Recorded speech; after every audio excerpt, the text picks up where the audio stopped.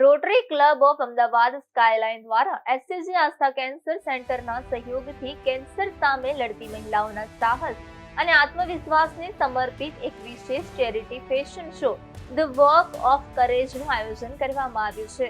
આ કાર્યક્રમ સર્વાઇવર્સ કેન્સરની રોકથામ અને એચપીવી રસીકરણ અંગે જાગૃતિ ફેલાવવાના હેતુથી હાથ ધરાયેલી વિશાળ જનજાગૃતિ પહેલનો એક મહત્વપૂર્ણ ભાગ છે. આ ફેશન શો 21 ડિસેમ્બર 2025ના રોજ સાંજે 5 વાગ્યાથી અમદાવાદના ક્રિસ્ટલ પાર્ટી પ્લોટ ખાતે યોજાશે.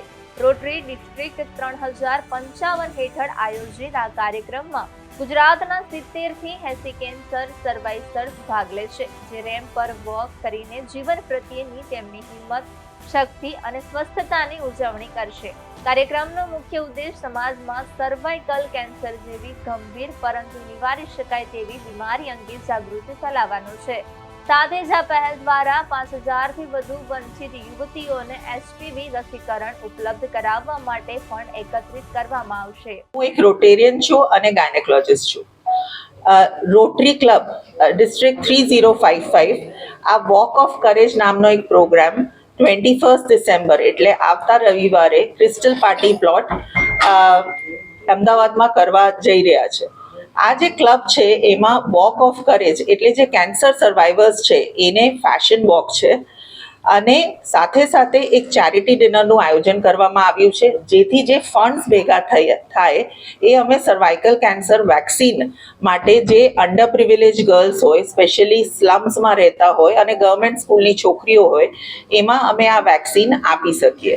અમારું ટાર્ગેટ છે કે અમે 5000 ડોઝીસ ભેગા કરી શકીએ for the vaccine through this programme.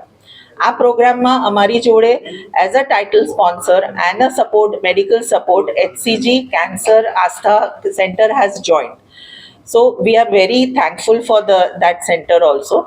અને આ જે એક પ્રોગ્રામ છે એના થ્રુ એઝ અ જનરલ પબ્લિકને પણ અપીલ છે કે તમે અમારી સાથે આમાં જોડાઈ શકો છો. તમે ઇન્ડિવિજ્યુઅલ એક ટેબલ લઈ શકો છો અથવા 6 લોકોનું ડિનર ટેબલ હોય છે અને એનું લિંક તમે કદાચ we can give you that link through which you can register, or you can contact us through our phone numbers.